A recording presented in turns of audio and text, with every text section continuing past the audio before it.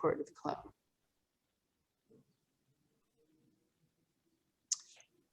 Jen? All right, well, good evening, everyone, and thank you for attending this meeting hosted by the League of Women Voters of Dearborn Heights. I'm President Jen Oliver, and I want to thank Mary Jo Duravage and Colleen Kareka for organizing tonight's event, and our panelists for joining us to share their experiences with the City Charter Commission process. I encourage everyone to learn as much as you can about the races and the proposals on your ballot in this year's historic local elections. You can find our voter guide at vote411.org and a printable PDF guide on our website, lwvddh.org. And now, Mary Jo, I will turn the meeting over to you. Okay, that was quick.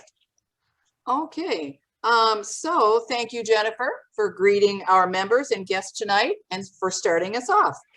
Today is July 1st, 2021, and this meeting is being recorded for posting on our league website. You know who I am, and so we would like to begin our meeting by acknowledging that we are on the ancestral, traditional, and contemporary lands of the Anishinaabe nations of the Three Fires Confederacy. Colleen, you want to put that up? Thank you. An alliance of the Ojibwe, the Ottawa, and Potawatomi. The League of Women Voters, Dearborn Heights, recognizes historic Indigenous communities in Michigan and those who were forcibly removed from their homelands. We further recognize the ongoing relationship of dependence upon and respect for all living beings on earth, sky, and water. In offering this land acknowledgement, we affirm Indigenous sovereignty, history, and experiences. Thank you, Colleen. So, our guests tonight are two women who served on the 2005-7 Charter Commission, Mary Bougeia, who's also a past president of our league, and Paula Hamilton Stokes. We are also pleased to have with us the Dearborn City Attorney, Debra Walling, who is also a part of the charter process. The goal of tonight's conversation is to learn from our guest what the work of the charter process actually was, to maybe encourage some of us to run for commission. And I'm letting, okay, don't forget to look to see, to admit people, Colleen. Okay, but before we get into the conversation, I wanted to give Ms. Walling a chance if she wanted to say anything about the update from the city on the floods. We do have something in chat about it. There's a document. Something happened to me. I dropped out. Can you let me back in? You're there, Mary. Oh, it says Zoom United. Okay, so Debra Walling, anything from the city about the flood? Hello, everyone. Yes, well, hopefully none of you were directly impacted. If you were, I'm very sorry, because we have probably over 10,000 people in Dearborn who've been impacted by that extraordinary rain event. Oh my gosh. I can say from the city's standpoint, obviously we've brought all resources to bear from not only within our city, reassigned employees to help with the cleanup, but we've also engaged mutual aid from other cities to bring their trucks and equipment to help with the cleanup. And if anybody knows anyone who was impacted, or you're watching this program and you were impacted and did not fill out the notice form to the city that's on the city's website, please do so right away. That serves a couple purposes for us, and big one for people who've been impacted and have damaged property. Number one, it lets us know, it gives us legal notice that you've had flood damage. But also importantly, it lets us go check the sewers in your area and the storm system in your area to make sure there are no blockages. But also it lets us know that you have items that need to be removed from your curb. And in the big picture, we gather this information and we give it to FEMA. So hopefully FEMA will join with Mayor O'Reilly and Governor Whitmer, who've declared this a disaster And hopefully the federal government will agree with that designation, which will provide federal funds for damages and that sort of thing. But we use these forms, and the number of people who have filled them out and their estimated damages play a part in that. Now, FEMA is also coming to Dearborn very soon to do their own assessment, but the data that we're collecting right now is extremely important in that effort, and we have to turn our data over to FEMA by July 6th. Even though people have until August 9th to fill out those forms, I would encourage anyone who can. It's a simple one-page notice form. We don't need the photos right now. We don't need your videos and receipts. What we need to know is your name, your address, and the estimated amount of your damages. So with that, I don't know when this will air, Mary Jo, but I hope that We'll try and get it posted right away. Yeah. Oh, thank you, Deborah. Oh, I feel so lucky also that I was okay, but okay, on to more uplifting things. So in August, voters will be deciding whether or not to revise the city charter. And if the revision is approved in August, then 9 commissioners will be elected at the November election. Anyone wishing to run for this job must apply with the clerk by July 20th. So first of all, though, let's talk about the city charter. Many of our questions have come from members thinking about running for the Charter Commission. And if anyone has questions, Colleen will be monitoring the chat for us. If you have a question specifically for Deborah that's more, city charter oriented, maybe put that at the heading of your question. And if it's for the commissioners, maybe put commissioner at the head of yours, just to help Colleen with her job. So first of all, Ms. Walling, what is the city charter? When was it first created? And why is it so important to the residents? Well, the city charter is the fundamental constitution of the city of Dearborn. The first one was created in 1929. It took about 2 years to write it. It was when Fordson and Dearborn and the land between it, I think, which is generally known as Springwells at that time, were being merged and to create a city, a municipal corporation. And so under state law, the Home Rule Cities Act, every city must have a charter.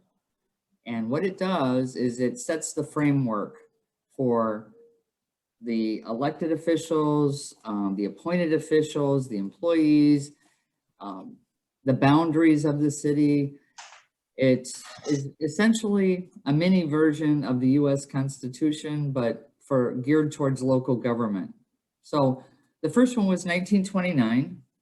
The second one was 1942. So a period of time went by, and that's not saying that it wasn't amended in the interim, but we're talking about general revisions like is on the ballot right now. But and then there was one in 1979, and the one that we're currently following was adopted by the voters in 2007. So there have only been 4 revisions, or the first one was a creation of the charter. So pretty important, as you say. So you mentioned amending the charter. How does that happen? That can happen in 2 ways. Either the city council can put a question on the ballot, an amendment on the ballot, or a percentage of the registered voters can put a charter amendment on the ballot. And can you give us an example of something that was done like that? Oh, certainly. Well, the only 2 charter amendments that have occurred since the Charter Commission met in 2007 have dealt with the taxation provision in the charter and temporary millage increases. So those were charter amendments put on by the city council and approved by the voters to have that 3.5 mil increase. Because right now our charter caps the millage at 15, but so charter amendments were necessary. Examples of voter or citizen initiated charter amendments that come to mind were the two by the police and fire departments in the early, one was 2001 for fire department and 2004 for the police department with their minimum staffing charter amendments. Okay. And well, how does the council decide whether or not to put the question on the ballot? It's not just, it's discretionary, right? It's not in Yes, the charter? It is discretionary. Well, actually, it's state law allows those two methods. That's not in the city charter. The Home Rule Cities Act and state law dictates how you amend your charter, how you revise your charter, how many people are on the charter commission, that sort of thing. But generally, I mean, it's a decision that the council makes like all others, but it requires a higher majority to put a ballot question on about an amendment. It requires 3/5 of the council, which is 5 members of the 7, to vote for it. But I mean, for the charter, but the act, like this August, is it discretionary whether to put it on the ballot or not? No. I didn't think so, but I wanted to make sure. No, I'm sorry if I misunderstood. Yeah, it's interesting because the 1979 charter had a provision that in 1993, you have to ask the voters if they want to revise the charter. And then every 12 years thereafter. Now, this charter commission carried forward that same provision that in 12 years, you need to ask the voters.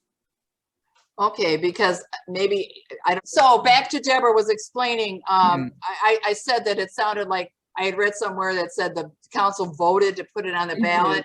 They did. That was procedurally to move it forward, but it was required by the city charter that it be on the ballot. I kind of figured, but okay, so thank you for explaining that. So, okay. Chapter 19 of the 2007 charter. It says, appear on the primary ballot in 2021. Thank you, Mary. So Deborah, what was your role then as city attorney with the charter commission? I know you were very involved. Well, I was a support person for the commission. You know, they're elected officials and they adopted their own rules and their own way of doing things. And I was really there as a support person, help and bring to their attention certain updates, certain problematic provisions operationally that they might want to consider. But, you know, I'm sure Mary and Paula will tell you, they methodically went through every word of that charter from start to finish. Do the meetings, I assume the meetings have to be in person. It's the open, but unless we're in another. No, they are an elected body that is subject to the Open Meetings Act. Yeah. Do you have any idea if the whoever makes the decision how it's going to be run may be able to stream it like they do the council meetings? Well, that'll be up to the commission, how they want to operate. The council, under the Home Rule Cities Act, state law says that the council designates the place where they're going to meet. This is before they're elected. The place they're going to meet, but yes, at Centennial Library and at Esper, they have copies on hand. They weren't sure about Bryant, but the city clerk's office also, for people that want paper copies, they can be obtained at the city clerk's office. Oh, that's good information. Thank you, Deborah. You're welcome. So is there a prescribed timeline for how long the commission takes before it's ready to submit the new charter to the voters? Well, there's not a timeline for how long it will take, but there is an outside limit as to how long it can take. They have 3 years, you know, to put before the voters. They have 3 years and up to 3 times they can put a new charter to the voters. And if nothing is approved within that time, then the commission is disbanded and their duties are over. Okay, because I thought I had read somewhere like a 2-year, but it could go up to. This last commission got finished in 2 years. Oh, okay, okay. Successfully did a charter first time out. It got approved and they were done in 2 years. Oh, well, thank you, Paula and Mary. So the last question I have before we see if we have any questions from the audience, can you speak to any current issues in the city that may be concerns that the charter would obviously address? Well, I think, the fact that we've twice since the commission met and formulated this charter, 2 times we've had amendments with respect to the millage. So that would suggest that that's one that, could be something that the commission looks at. I know there are residents that are interested in that topic too, obviously. So that would be one that comes to mind very quickly. Other people talk about the minimum staffing provisions that are in our charter that aren't allowed to be in charters any longer, but charters that have them can keep them. Oh, But no new minimum staffing requirements can go into any city charters under state law. thank you for telling us that. Okay, do you have anything else you'd like to add before we start talking to our commissioners? I hope you're going to stay on in case you, because I want you to, yeah, because I want you to comment on anything that they may have said also. But do you want to say anything right now? Okay. I'd love to stay. This is a fascinating topic to me, and I hope it is. Oh, that's, I can see I can be pretty dry for some people. Okay. Oh, no, and I understand that, but for me, professionally, it's fascinating. It's so important. I was proud to be a part of it and to serve our honorable commissioners that got elected to this. I respect anybody who wants to put their name in the ring for this. I think there were 40 people that ran.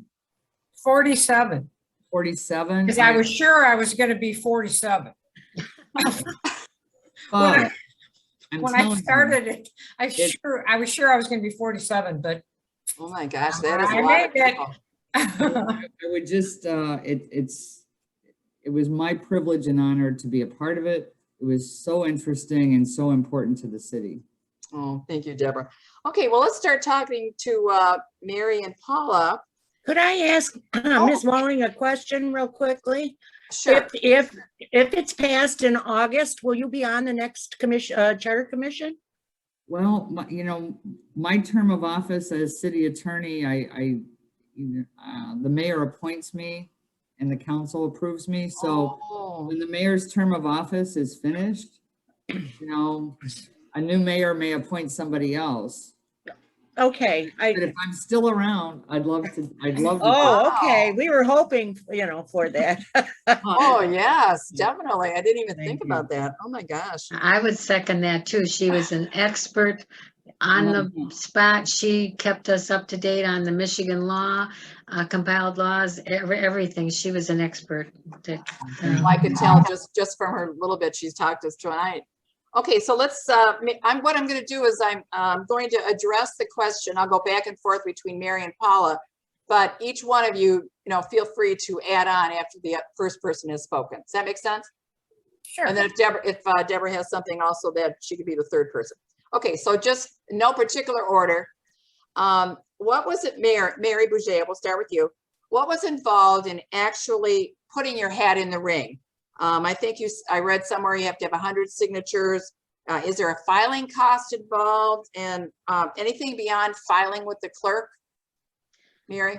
Well, you file with the city clerk, but the Wayne County clerk is very much involved. You have to apply through the Wayne County Elections Commission.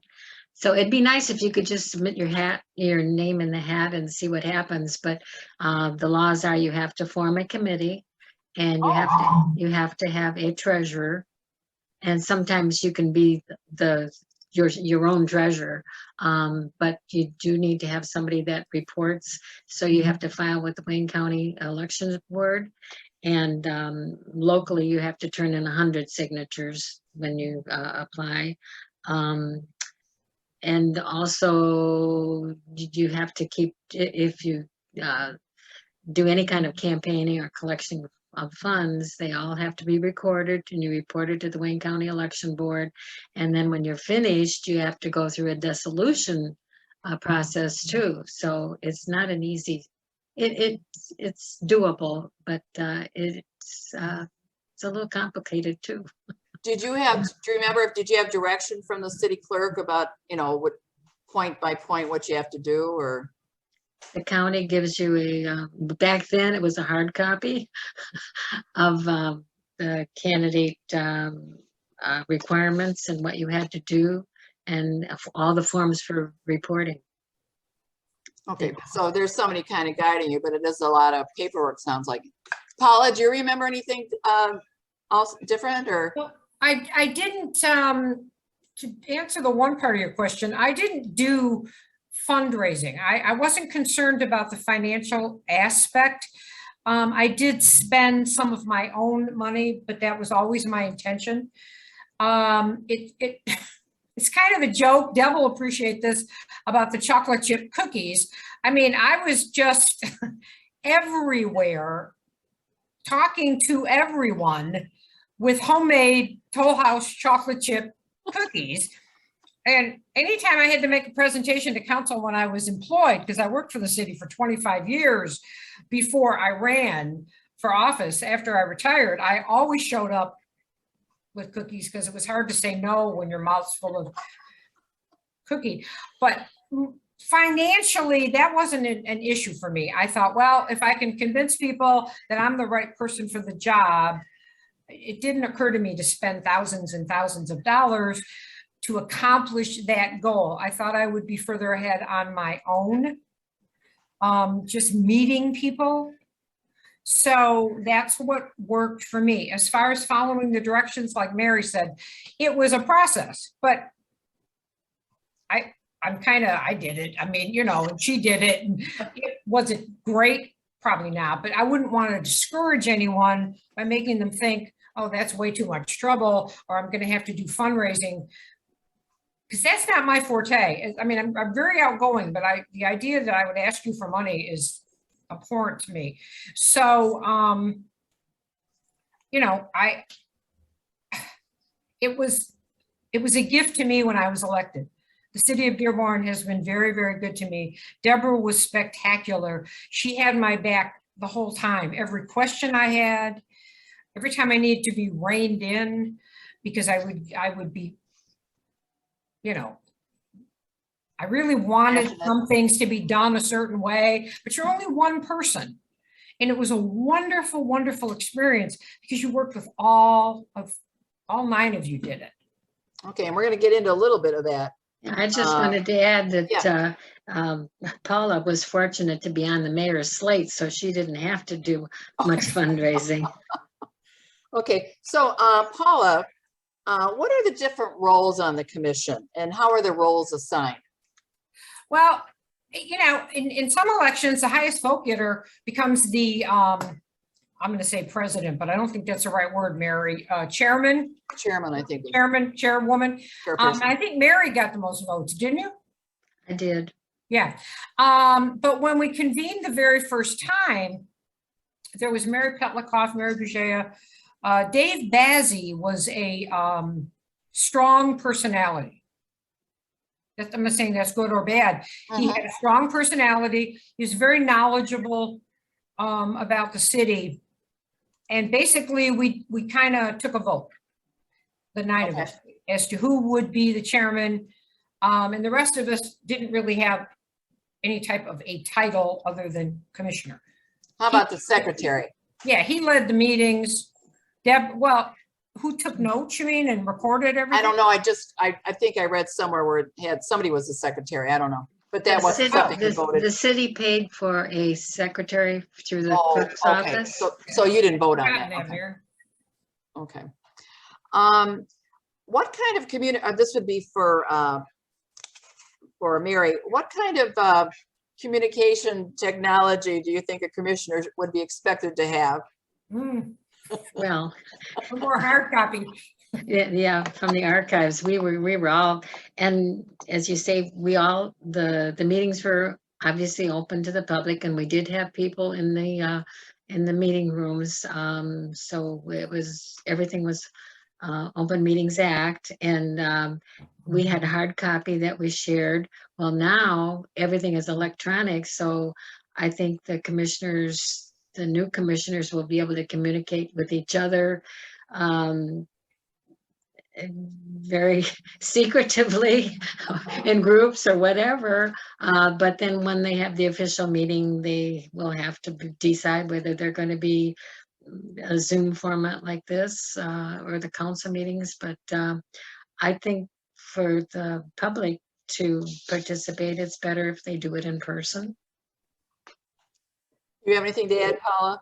Yeah, I absolutely agree. I expect they're going to have these, if the charter becomes viable and they need commissioners, it will probably be in the council chambers. Mhm. And the charter commissioners will sit where the council people sit. Mhm. They'll cover up their names and people will attend. And I think that's the only way to do it. Personally, too many people are limited by online commenting, like tonight. This is, for me, it was easy. I have a new laptop. Once I got past that, I was okay. But you can't, it's too limiting. I think people should be able to get in the car, drive down to City Hall, come in and sit there and listen to you and talk to you. It Get certainly together. is a different, yeah. Yeah, right. I think that would be better. Now, Paula, you did talk about campaigning. So you said you didn't spend much, but so, I mean, how much campaigning did you have to do? And I mean, and how? Well, I mean, I'm very shy and quiet, as you can tell. But I was just everywhere because I loved it. I wanted it and I wanted to do it. And so I just made that my job to go to the parks. I went to Westbourne. I went to, I mean, it would have been nice to go to the treasurer and senior services, but they kind of frown on that when you walk in going, "Hi, I'm Paul. I used to work here, vote for me." That was, you know, they didn't really like that. So it was easy for me to approach people. And once our names got out there, once we had our pictures done and our bios put out, plus I was a director of the credit union, what I called the city credit union. So I met people constantly in the lobby of the credit union and they knew who I was. So that made it a little bit easier for me to. How about you, Mary? Were you a known product? You were a known product too. Well, I was known because I was on the school board for 14 years. And I think when you're a candidate, we were also running at the same time that city council people were. So we went to their events, shook hands and made ourselves known. And I did have print little cards to hand out, things like that. And I did do a mailer. And like I said, that Paula was on a slate that Mayor Guido developed. So he had selected 9 people. And all of us, the rest of us were kind of independent. And a few of the gentlemen, I think from Rotary Club, decided to get together and they included me. So there were 7 of us that went on an independent. So I did share some expense for a mass mailing that they did. It gets expensive, but I think we did for the all of the absentee ballots, and you can get that list from the city clerk's office. I don't know how it is now, but you could purchase a disc with all the registered voters, and you could mail to those people depending on how much you want to spend. You remember, Mary, if there were any candidate forums for the commission? Say that again? Were there any candidate forums, you know, like the league typically puts on? yeah. Do you remember? Yeah. What was that, Paula? Mary, do you remember we went to people's homes and we were interviewed by different local unions you know, we would appear as a group. I know you were there. Yeah. I mean, I remember you being there. But anyone that would basically ask us. Yeah, and access, and they had a pack. anybody who, the Democratic Club, we went to those. Right. Wherever there was an organization meeting and we knew about it, we'd invite ourselves in. Right, we would just kind of be there in private homes and they would have coffee and cookies and us. And But- we'd all, but we'd all show up. So, You you know, You didn't have so the league didn't have a forum on it. I don't remember. I can't remember. I don't recall. Okay. I don't recall that.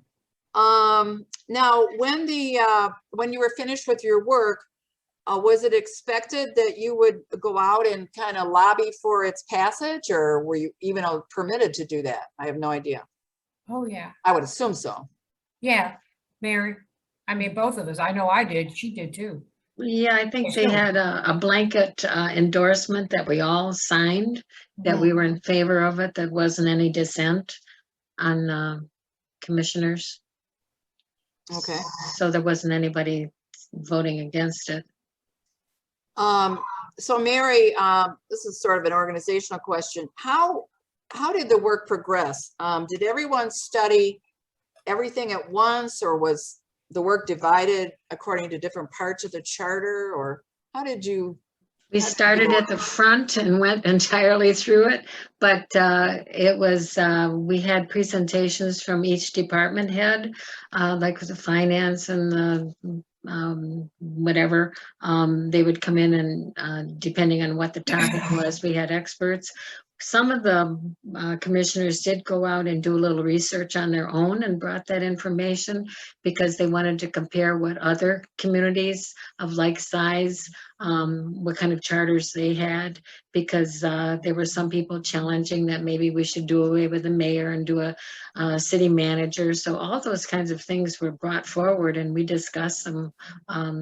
We went over it word for word from the beginning till the end. And we met I think it was like every 2 weeks, so twice a month. Yeah. And the schedule was set up and once in a while they would vote to change the meeting date or something, but I think it was pretty much every other week we met. Yeah. So did you know, like from a time to time, what you'd be looking at so that you could read all that before you met? Absolutely. Yeah. Yeah, the old charter had a lot of scratches through it.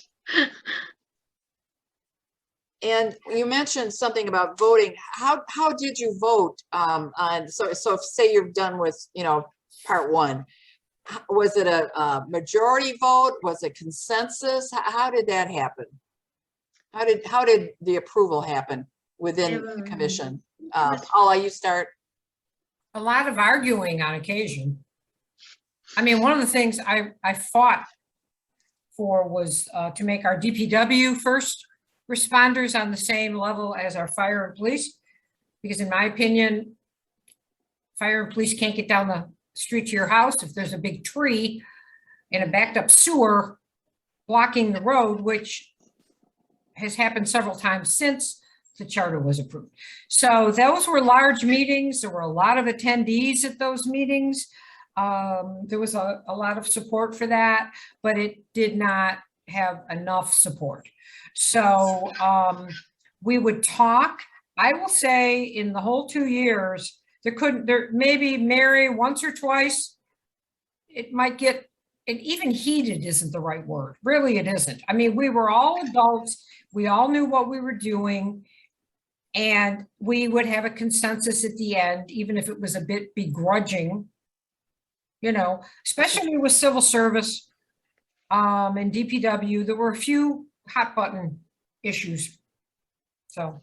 Yeah, the civil service was one that was discussed quite a bit because people wanted to eliminate that, but it was impressed upon us that that was a way to prevent political appointments, that the Civil Service Commission and the procedures that you got your job based on merit and passing tests to be qualified for a job. So to me, it proved that the Civil Service Commission was very important and we kept it. I just thought of something. So did the municipal league provide like a model charter and those kinds of things? Did you find yourself looking at those kinds of documents, best practices, that kind of thing? Or I think we did bring in some people like Citizens Research Council Mhm. came in and talked to us. Yeah, we had a couple of charters from a few different cities, Mary, Yeah, would refer to, I guess, to see how they would handle a particular issue, mhm. but it was all on us. Mary, you'd appreciate this question. How did the public provide input to the commission? Well, they could send letters to us. I think we got a couple from certain passionate groups, but for the most part, they came to, the meetings were very publicized. They were in the newspapers. The Press and Guide published everything that we did. And when we adjourned one meeting, we already knew which parts of the charter were going to be considered in the next meeting. So everybody, it was very public. So Okay. people knew which part of the charter we were going to, and they did skip around a little bit based on the availability of the department heads to make presentations, like whether it was finance or like Paula said, the DPW, whoever was available, we did move it around a little bit, but we covered every word. Oh, I'm glad to hear that there was so much publicity. I just don't remember. Is that what you remember, Paula? Yes, everybody knew what we were doing. I think that is essential. That's why I'm a big proponent for open meetings, as many residents as can fit. Publish every word that is said so that no one ever comes back later and said they didn't know that. The Mhm. night that we were to discuss the minimum staffing was standing room only. I bet. It's amazing how word gets around when you're going to discuss something like that. And they were a very strong force, that group of individuals. So it remained. I know it's also something they want to take up if there is to be a new charter, and the group is still as strong, still has the same strong feeling yeah. at that time. So Yeah, You I were- think that issue is coming up again. Mhm. But I've talked to retired, actually police officers, but a retired person happened to say that although that ratio, well, because it was, like you said, Debbie mentioned, Ms. Walling mentioned that the fire department did theirs millage or their ballot issue in 2001, and then the police did it in 2004 or something. So it was so fresh, and Mhm. the population, the voters approved it like 80%. So we didn't feel like we should change it. But I've learned since, and the union did come in and talk to us, and they said that they would respect the budget and they really wouldn't demand that the ratio be enforced. And I found out that it has never been enforced, what is printed in the charter as it exists. And that in 2014, they had collective bargaining agreements that supersede the what is in the charter now. And they have a different ratio. I think it's 140 officers and 40 supervisors. So it's 180 now. Whereas if you followed what was in the charter, you could probably have 205. That's what I That's read. police though, right? Not fire? Yeah, That's police. I Sorry. can't speak for the fire department. Yeah, that was police. I don't think the fire department has that same mindset. And the other thing that happened with the police, well, it was the fire department was merged with Melvindale. And so that added 10,000 more population to the ratio. And that wasn't in the charter because they took on the responsibility from Melvindale years later. Paula, someone asked, and you sort of alluded to it, if specific departments were looked at, like the people who take care of inspections and building permit. Well, we look at each section in terms of staffing, leadership, but as far as, it isn't even called building and safety anymore. It's called, Right. I don't even know. EMEDS. Thank you. Okay. So, you know, they developed their own way of doing things, inspecting things. The charter doesn't necessarily tell the department how to inspect, what to inspect. They set those rules up themselves. So we focused more on making sure the leadership was in place, that there was an avenue if you're not happy and you needed to, you know, complain about something. So the reason that DPW and fire and felt as strongly as they did is because they are frontline. They are out there all the time. Their lives, well, not so much. Yeah, you know, their lives are in danger. And so they do not want it changed. You know, it's up to the new commission how they will handle that. There's a lot of pressure though, right now from residents to shake that up a little bit. Somebody wanted to know if anybody quit on the commission, and if they did, how were they replaced? Mary? Oops. It was the next highest vote getter. And we did have two that, one was dismissed because of not paying property taxes, which made them ineligible to be on a commission or be an elected official if you're not paying your property taxes. And then the other person moved. And so the next two vote getters took their place. Okay, well, it makes it easy. So when the ballot issue was on the, or when people were voting whether they even wanted a charter revision, do you remember if there was a lot of opposition to it? There was opposition, but certainly not overwhelming opposition. Okay. And Mary, what were some of the big issues in this? We've kind of alluded to it. You've talked about it in the city that the commission will be potentially addressing, and then which issues were actually addressed. And I think you've probably both covered that. Maybe we jumped ahead of you. Yeah. Because I knew that was an issue in the back burner that, you know, it's going to come up again. And like I said, I found out since that, because I'm not employed by the city, but I find out talking to people that quota that everybody is upset about, because it says, what is it, 2.1 hires for the fire department for 2.1 for the police for every 1,000 resident, and then 1.24 for the fire department for every 1,000 population, but it's never been implemented that way. Were there any changes that were made that were kind of, I don't know, somebody just mentioned it or brought it up that was kind of out of the box, or, you know, something that you would never have thought of?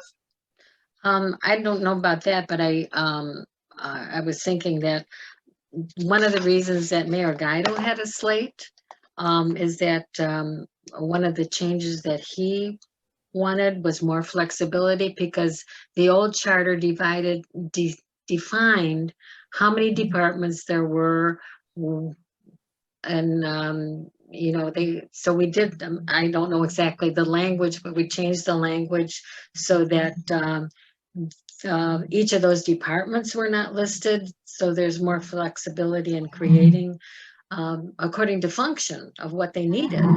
Like I said, the DPW was changed to something else, and I don't remember, but that was one of the things that it made sense.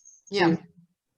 To rather than have them designated in the charter as you shall have such a such and just such. So we gave them flexibility to design the department heads as needed and by function.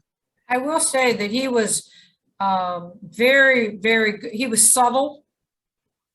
He might suggest something, or someone else might suggest something, but he really left us to make the final decision.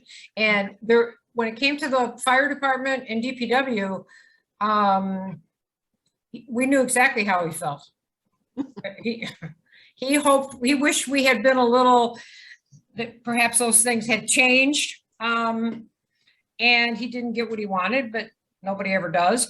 But I thought he handled it very well. He was a class act for the whole 2 years. He never interfered, never ever interfered. He was a really wonderful man. One thing, I think Mary mentioned it, that I thought was interesting was that there was at least some discussion about the strong mayor versus the, I don't know, weak council or a executive or a managing, what do you call it, city manager. Did that go very far? Do you remember, Mary or Paula? We had discussion, but none of us were persuaded by the size of our city. Well, that's what I've read, that, yeah. So when you were all finished and it was on the ballot, to be voted up or down, on that time, do you remember?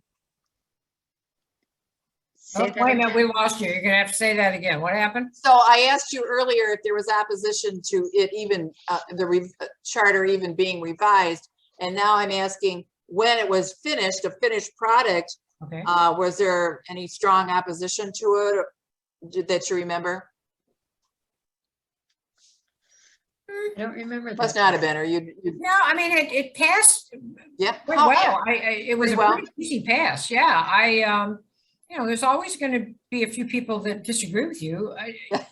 We tried to make it a living document so that everybody was happy, but that, I mean, you're never going to make everybody happy. So. And then actually everything was published according to Open Meetings Act, because if we wanted to campaign one way or another, I mean, we would have had to form another committee to go out and support it, so we just put it out there, and the document was the document.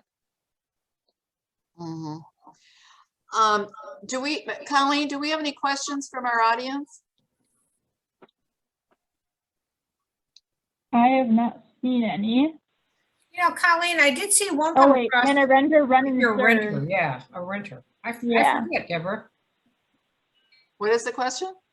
If you're a renter, can you be a charter commissioner? And I don't remember that. It seems like it came up before. If you rent here, live here, Yes, can you run for charter? I don't know. Deborah, can you? you don't have to be a property owner. You just have to be a registered voter, Okay. meet the other qualifications of the charter to hold elective office, which involves no felony convictions, that sort of thing. But unique to the Charter Commission, you have to have been a resident of Dearborn for 3 years. Doesn't say you have to own property, but you have to have residency for at least 3 years. Under the chart, for any other elected office, it's only 1 year. Okay, well, I never would have thought about discriminating against a citizen? renter. Well, you have to be a voter, right? Registered voter. Voter, yeah. So does anybody have a question from our audience? Just raise your hand. Okay. If I might, I heard from some other group that somebody was putting up the idea that the council should not be voted at large, that we should have wards or districts in the city. And well, the implication was that the west side of the town was wealthier and could do things, but I think our city is one big family. I mean, we have people that live in West Dearborn because I graduated from Fortson, and people from Fortson live all over the city, and my neighbors have part of their family in East Dearborn and all over the place. And I think it would be divisive to do that. Because I think when a person is elected, they represent the whole city, and they should be responsible for the whole city. Did that come up? Did that come up at the other one? No, I read it in one of the newspaper articles. No, but I mean, when you do remember if it came up when you were, Oh, No, not in 2007, no. okay. It's a new phenomenon. and if I can make just one comment as well, to anyone that's listening tonight, to anyone who will be listening when this is put online, to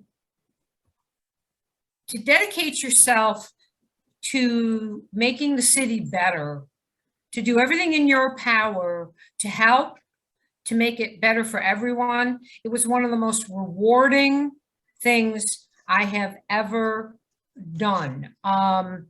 It helps people, and it, as Ms. Walling said, it's a living document. I would encourage everyone to get involved, to share their ideas. There is no idea that isn't a good idea. Verbalize it, talk about it, and I encourage everyone that's at least been interested to get involved. I really do. You'll never regret it, ever. Thank you. Thank you, Paula. How about you, Mary? Any last words? Well, I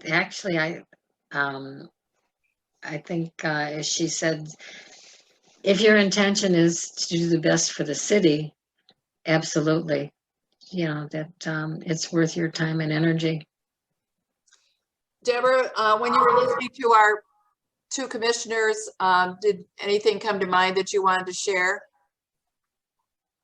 No, it's just, they demonstrate, why I enjoyed these meetings so much. You see the caliber of these two commissioners, even these years later, still recall every bit of it, enjoyed every bit of it, and Mary's saying no, but Couldn't remember.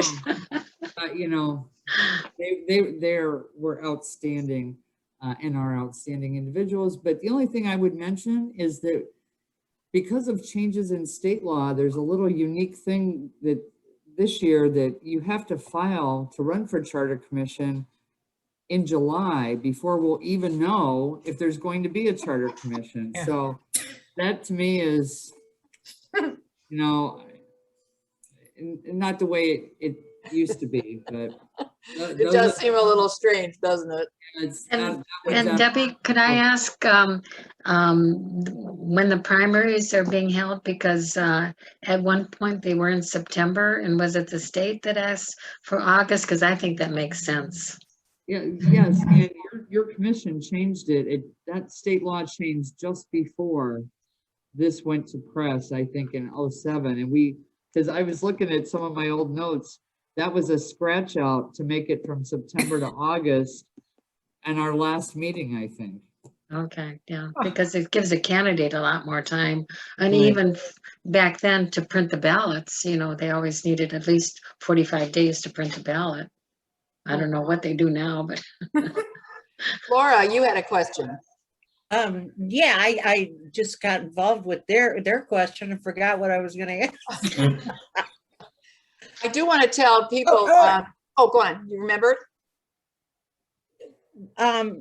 Yeah, I was gonna ask Deborah Walling if she knew offhand how many people have pulled petitions.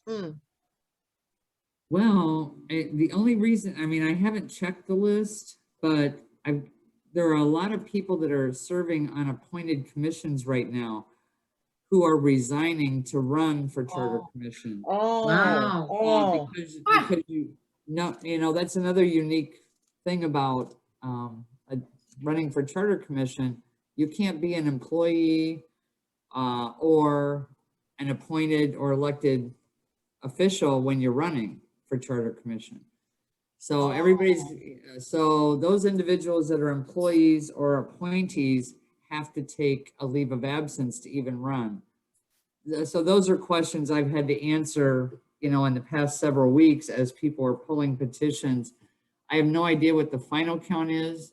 George Duraney, our city clerk, could tell you off the top of his head probably, but Yeah, it's been quite a few. I would imagine you'll see a lot of people running. yeah. I just thought of something. How were you compensated, or were you compensated, Mary and Paula? I have no idea. Oh, yeah, thousands a week. I'm sorry, I couldn't resist. No. I No, I what thought it was was- Mary, do you even remember? Was it like, I thought it was $50, but somebody told me it was $50 $75. No, it I was don't, it seems like maybe. It was 50, 50, yeah, So $50 $50 a a meeting. meeting? $50 a meeting with the We, yeah, we city didn't get council. rich. It was definitely a labor of love. It wasn't And- for the money. And the city had to put it in their budget to Right. pay for the commission and for the meeting times and places. Yes, state law says that the city council sets the compensation prior to the election. So they don't wait to see who gets elected before they set it. They do it beforehand, if there's going to be a charter commission. Well, any last questions? This has been really interesting. I really appreciate all your time. Paula and Mary, can you stay on after we stop the recording? Just for a Okay. second? Yeah. And Deborah too. Thank you so much. Don't forget to vote on August 3rd. And I did want to say the charter is not the only item on the ballot. We also will be deciding whether we want to renew the library millage. And our league has taken a position on that. So we are encouraging everyone to please support the library. And to any eligible voter, get out there and vote.